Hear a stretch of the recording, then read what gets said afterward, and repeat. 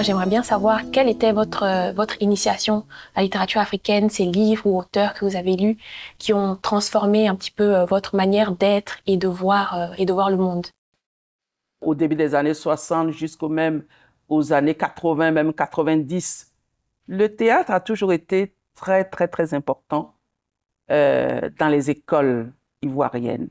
Et c'est vrai que du point de vue du théâtre, c'était surtout disons, des textes de Côte d'Ivoire qui étaient mis en scène. Et ça, c'est important. C'est comme ça qu'on a on a été en contact avec des auteurs de Côte d'Ivoire. Mais je dois quand même aussi ajouter que je suis de cette génération qui s'est abreuvée vraiment à la source de la littérature française, mais je dirais tout siècle confondu. Hein. Vous savez, il y avait un manuel qu'on appelait le Lagarde-Michard. Je ne sais pas si ça existe encore aujourd'hui, mais le Lagarde-Michard, il y avait le Moyen-Âge, il y avait le XVIe siècle, le XVIIe, le XVIIIe, le XIXe, le XXe. Et moi, je me rappelle que j'avais tout ça à la maison. Je ne dis pas que tous les élèves avaient tout ça, mais moi, je les avais. Donc, on avait la tête, comme on dit, complètement plongée dans cette littérature-là. Mais les auteurs africains étaient là. Mais il fallait faire un effort. On avait les Senghor, on avait Damas, on avait Césaire.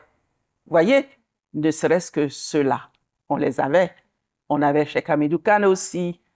Voyez, tous les auteurs des années 30, 40, 50 et début 20e, on les connaissait. C'était comme ça. Et puis on a grandi avec ça. Et personnellement, je me rappelle que à chaque moment, chaque année, quand il y avait de nouveaux écrivains, je faisais l'effort de les connaître. C'est comme ça qu'on a lu dès le début les premiers livres d'auteurs comme Emmanuel Dongala, par exemple, et bien d'autres. Je veux dire à chaque année. Mais ça, c'était une volonté. Chacune devait faire l'effort de connaître donc les écrivains de son temps. C'était comme ça. Parce que c'est tellement important de lire des livres. Très, très, très important. Et j'ajoute, c'est vrai, il faut ajouter, pas seulement des livres de son propre pays. Parce que la lecture, quel que soit le livre, hein, c'est peut-être l'une des meilleures façons d'ouvrir son esprit. Parce que c'est en ouvrant son esprit qu'on peut écrire aussi quand on est écrivain. Et devenir un écrivain et peut-être meilleur écrivain. Et on voit dans l'industrie, disons, de la littérature à l'international que les anglophones sont beaucoup plus médiatisés. La littérature, que ce soit du Nigeria ou du Ghana ou de l'Afrique du Sud. Et du côté, on va dire, francophone, c'est moins médiatisé, malheureusement. Et du coup, qu'en est-il de la littérature ivoirienne et surtout des voix féminines? Parce que dans votre initiation, disons, à la littérature africaine, vous avez cité Senghor, Gontran Damas, vous avez cité aussi Aimé Césaire. Donc, c'est vraiment les auteurs des précurseurs de la négritude. Et on voit qu'il y a Ce sont des hommes, en fait. Exactement, ce sont des hommes. Et du coup, oui. qu'en est-il, en fait, des voix féminines J'ai lu ce qu'on appelle les pères de la négritude. Ça m'a tellement travaillé qu'à un moment donné, j'ai dû moi-même chercher.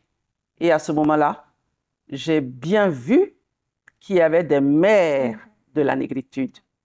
Et j'ai même écrit un texte là-dessus il y a une dizaine d'années, Femmes en négritude, où je parlais des sœurs Nardal, où je parlais de Suzanne Césaire, ainsi de suite. Elles existent, mais moi, je n'ai pas eu accès justement à leurs textes quand j'étais plus jeune, vous voyez. Mais aujourd'hui, je pense on les trouve. Hein. Si on cherche des femmes, on les trouve. À un moment donné, je sais, en Côte d'Ivoire, il y avait Jeanne de Cavalli. Mais bon, c'est vrai, j'étais déjà, comme on dit, j'étais déjà professeur, j'écrivais déjà, etc., etc. Mais je veux dire, les problèmes se posent différemment. Parce qu'aujourd'hui, elles ne sont pas, sans doute pas aussi médiatisées que les hommes. Mais elles sont là, elles sont là, elles sont même nombreuses. Et je dirais même de plus en plus nombreuses. Elles existent. Et du coup, qui sont les femmes de la littérature ivoirienne et où est-ce que votre travail se situe dans cette littérature et surtout les voix féminines de la littérature ivoirienne, si on devrait... Ben, les femmes, je veux dire, les femmes, elles sont là. Hein, les auteurs. Les auteurs, bon, au début des années 80, il y a Véronique Daguio, il y a moi. Dans les années 90, Fatou Keïta, par exemple. Et ainsi de suite. Bon, c'est vrai, il y en a une, bon, elles ne sont plus là, paix à leurs âmes. Regina Yaou, qui a d'ailleurs beaucoup écrit sur la vie dans les villages, les imaginaires, ainsi de suite. Anne-Marie Diafi aussi, je crois que vraiment toutes ces écrivaines-là, faut pas les oublier, même si elles ne sont plus là. Aujourd'hui, elles sont tellement nombreuses que je ne sais même pas si je peux les citer. Hein. Je vais dire génération 2000 jusqu'à 2010, jusqu'à 2020. Je crois que vous avez l'embarras du choix. Les femmes sont là en littérature, en Côte d'Ivoire. Et je dirais dans tous les genres. Hein, dans tous les genres.